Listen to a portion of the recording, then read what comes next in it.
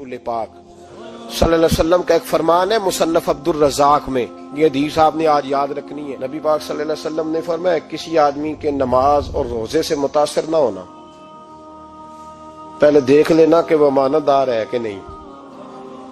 किसी के नमाज रोजे से मुतासिर नहीं होना, पहले देख लेना कि दयानतदार है कि, देखना लोगों की जेबों पे कितनी नजरें डालता है। फरमाया बहुत सारे नमाज रोजे वाले धोखेबाजी करते हैं, दयानती न करें, अपने ओहदे का पास रखें, अपने मनसब का ख्याल रखें। ओहदे जिस जगह आप मौजूद हैं आपकी जिम्मेदारी है। मेरे रसूल पाक सल्लल्लाहु अलैहि वसल्लम ने फरमाया हर बंदा तुम में से निगरान है और जो उसकी रियाया है उसके बारे में उसने जवाब देना है। कभी भी बददयानती ना करें। हम लोगों का पहले एतमाद हासिल करते हैं, फिर उस एतमाद को ठेस पहुंचाते हैं। उसका नुकसान पता क्या होता है? दुनिया में सबसे कमजोर शख्स वो होता है जिस पर कोई एतबार नहीं करता। जिसका एतमाद जाया हो जाए वो आदमी बिखर जाता है। कभी भी धोखाधड़ी की पॉलिसी ना बनाए। हम लोगों से मुफादात लेने के लिए अपने रवैये मीठे करते हैं और जब काम निकल जाता है फिर हमारे रवैये बदल जाते हैं। ये धोखा है, ये बदबयानती है। इसको अल्लाह रसूल ने पसंद नहीं किया। मेरे नबी पाक अलैहिस्सलाम ने फरमाया जिसमें तीन बातें पाई जाएं वो तो मुनाफिक है। अगरचे उलमा कहते हैं यहाँ मुनाफिक इत्कादी मुराद नहीं, मुनाफिक अमली मुराद है, लेकिन हुजूर ने फरमाया मुनाफिक है। या रसूलल्लाह कौन? फरमाया वो बंदा जब बात करे तो झूठ बोले, जब वादा करे तो मुखालफत करे, जब अमानत रखी जाए तो बददयानती करे। ये तो बंदा मुनाफिक है। हजरत अबू नूर अलैहिर्रहमा ने लिखा है, फरमाते हैं महमूद गजनवी का दौर था तो एक आदमी महमूद गजनवी के पास ना अपना केस लेके आया, मुद्दई बन के आया। उसने कहा बादशाह मेरा केस बड़ा निराला है। बादशाह सलामत ने कहा वो किस तरह?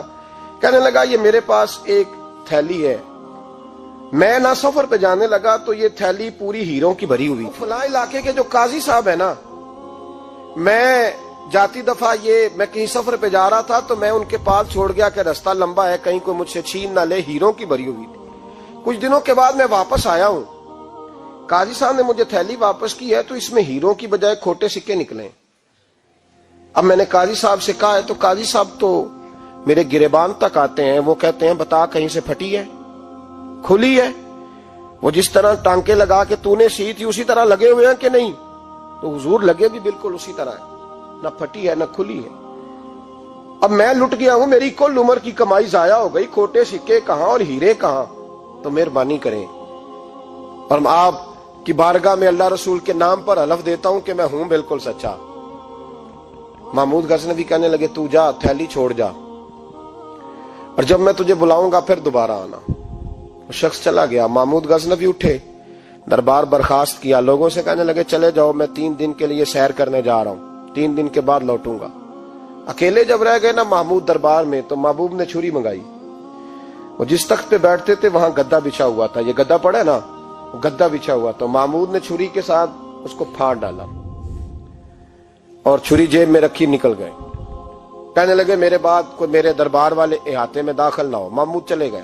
अब वो सफाई करने वाला जब आया ना, उसने आके देखा तो गद्दा तो फटा हुआ है। उसने शोर डाल दिया, पहरेदार भी आ गए, फलां साहब भी आ गए, फलां साहब। उसने कहा ओ खुदा के बंदो उसका गद्दा फट गया है, वो तो मार डालेगा। उसने कहा था सिवाय सफाई और निगरानी वाले के दूसरा आए कोई ना, और यहाँ आया भी कोई नहीं, पहले दिन ही फटा हुआ है तो लटका देगा सबको, क्या करें? शोर हो गया, सारे दरबार के मुलाजिमीन इकट्ठे हो गए।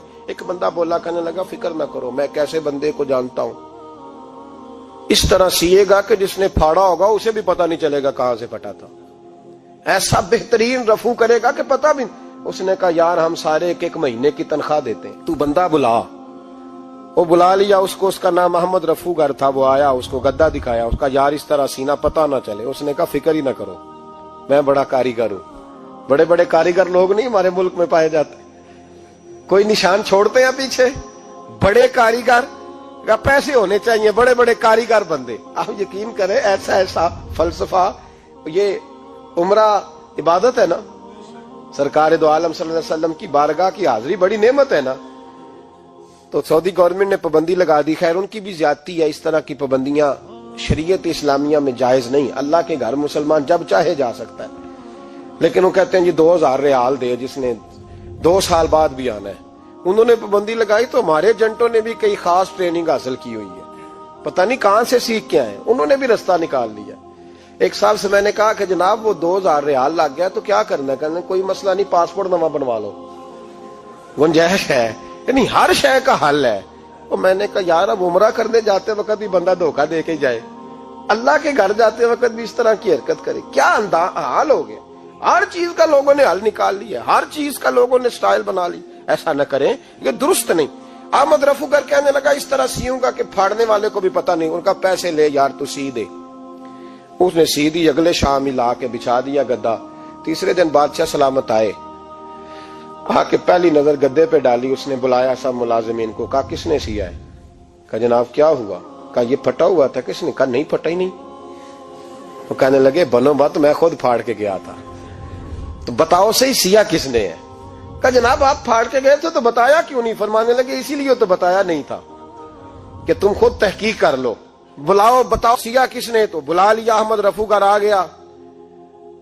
اس کو جب بلا کے سامنے بادشاہ کھڑا کیا، کہا بھئی تو نے سیا ہے؟ کہنے لگا حضور آپ کے سارے ملازم کٹھے ہو کے آئے تھے، میری غلطی کوئی نہیں۔ کہا نہیں یار تو بڑا کاریگر ہے، میں نے اپنے ہاتھ سے پھاڑا تھا پر مجھے بھی نہیں پتا چل رہا کہاں سے پھٹا تھا۔ اچھا یہ بتا یہ تھیلی جو ہے یہ بھی تو نے سی تھی؟ اس نے کہا جی آپ کے خادم کا ہی کارنامہ ہے، وہ فلانے علاقے کے قاضی صاحب آئے تھے، اس میں سے ہیرے نکال کے تو کھوٹے سکے بھرے تھے، تو مجھے بھی تھوڑا سا حصہ ملا تھا۔ محمود نے سارے گواہ بھی اکٹھے کر لیے، ثبوت بھی اکٹھے کر لیے۔ پھر قاضی کو بلایا، پہلے سارے ثبوت اور گواہ کیس حل کر لیا۔ پھر ہمارے ہاں یہ حال ہوتا ہے کہ مدعی 2-3 ہفتے کے بعد خود ہی ہاتھ باندھ جاتا ہے، کہنا تسی میری جان چھڈو، مجرم پھڑو پاوے نہ پڑھو۔ وہ کہتا ہے مجھے معافی دو، میں رہا۔ ظلم ہے نا، ظلم زیادتی ہے کہ جو بیچارہ اتنے سوال مجرم سے نہیں ہوتے جتنے مدعی سے ہوتے ہیں۔ آپ یقین کریں اتنے سوالات ہوتے ہیں، بیچارہ ہف جاتا ہے۔ یہ طریقہ درست تو نہیں، ایک لٹ گیا اور دوسرا طرح طرح کے سوالوں کے جواب دیتا پھرے بیچارہ۔ سارے ثبوت اکٹھے کر کے قاضی صاحب کو بلایا تنہائی میں لے جا کے۔ محمود غزنوی نے کہا قاضی صاحب آپ سے غلطی ہو گئی، غریب آدمی تھا، وہ لٹ گیا ہے، اس نے تو بڑی مشکل سے کچھ ہیرے جمع کیے تھے اور اس کی کل کائنات تھی، تو آپ اس کا مال اسے دے دیں، بات ختم۔ قاضی صاحب کہنے لگے آپ مجھ پہ الزام لگا رہے ہیں، سوال ہی نہیں پیدا ہوتا۔ آپ میری داڑھی دیکھیں، آپ میرا اعزاز دیکھیں، دنیا جانتی ہے میں اس کا۔ قاضی صاحب انسان بھول ہی جاتا ہے، بندہ بھول جاتا ہے، غلطی ہوگی، مال نے کہا نہیں سب۔ کہا میں تنہائی میں پوچھ رہا ہوں، میں اس وقت پوچھ رہا ہوں جب دوسرا موجود کوئی نہیں، آج توبہ کر لے، میں کچھ نہیں کہوں گا، تو میری زبان پہ اعتبار کر، تجھے پتا ہے میں جو کہتا ہوں اس پہ عمل بھی کرتا ہوں، باز آ جا۔ پر قاضی نے کہا نہیں میری غلطی کوئی نہیں۔ محمود نے پھر بڑے دربار میں بلا لیا، مجمع عام میں۔ مہلت کے دنوں میں جو توبہ کر لے وہ بچ جاتے ہیں، لیکن لوگ رسوائیوں کے دنوں میں پھر واپس لوٹتے ہیں اگلا گھر دیکھ کے، پھر حالات اور طرح کے ہو چکے ہوتے ہیں۔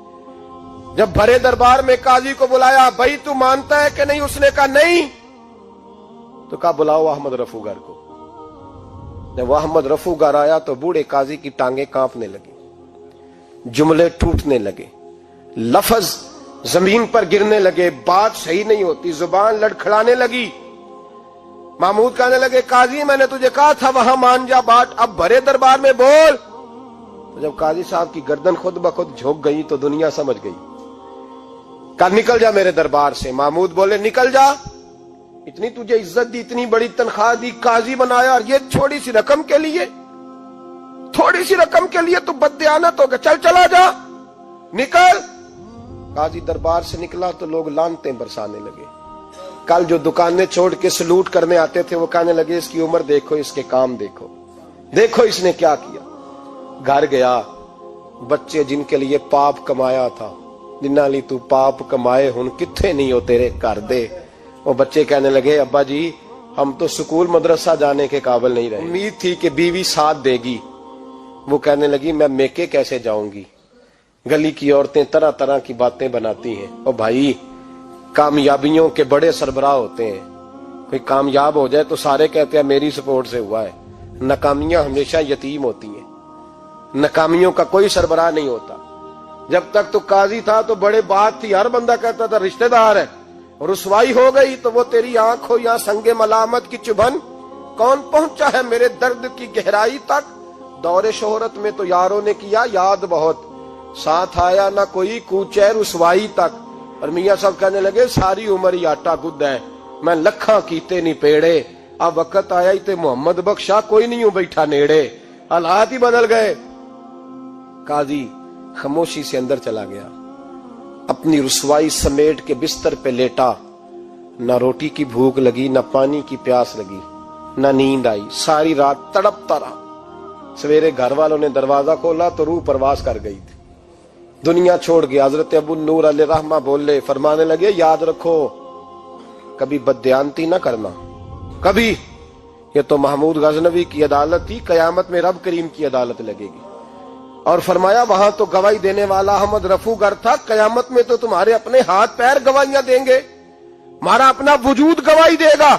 اور فرمایا یہاں تو لعنتیں دنیا دار برساتے تھے، وہاں فرشتے ہوں گے۔ اور قاضی کو تو موت آ گئی تھی، قیامت میں تو دوبارہ موت بھی کوئی نہیں آئے گی، وہاں تو رہنا ہے اور سہنا ہے۔ بددیانتی معاشرے میں، اتنی بددیانتی ہر جگہ۔ اس معاشرے کا بھی کچھ بنے گا جہاں دوائی بھی خالص نہ ملے، جہاں دوائی میں بھی بددیانتی ہو۔ لوگ اپنے بچے کو آکسفورڈ یونیورسٹی میں پڑھانے کے لیے غریبوں کے بچوں کے رگوں میں جو دوائی اتارے وہ بھی 2 نمبر۔ اتنا بڑا بھی کوئی بددیانت معاشرہ ہوتا ہے کہ لوگ یہاں تک دھندا کریں، یہاں تک کہ لوگ لوگوں کی زندگیوں سے کھیل جائیں اور ہمیں احساس تک نہ ہو کہ کوئی مر جائے گا، کوئی ڈوب جائے گا، کیا بنے گا۔ اور جس نے وہ رجسٹر کی دوائی کی، اس نے 2-4 لاکھ روپیہ لیا اور اس نے یہ نہیں سوچا کتنے انسان میری وجہ سے مریں گے۔ قتل صرف یہ تو نہیں ہوتا گولی مار کے مار دینا، لوگوں کی زندگیوں سے لوگ کھیل جاتے ہیں، لوگ تباہی کر جاتے ہیں، لیکن بددیانتی سے باز نہیں آتے۔ میرے رسول پاک علیہ السلام کے غلاموں، نبی پاک صلی اللہ علیہ وسلم نے ذرا سی بددیانتی، اور صحابہ کا یہ مزاج تھا، اتنی سی بھی کبھی ان سے غلطی ہوتی تو تڑپ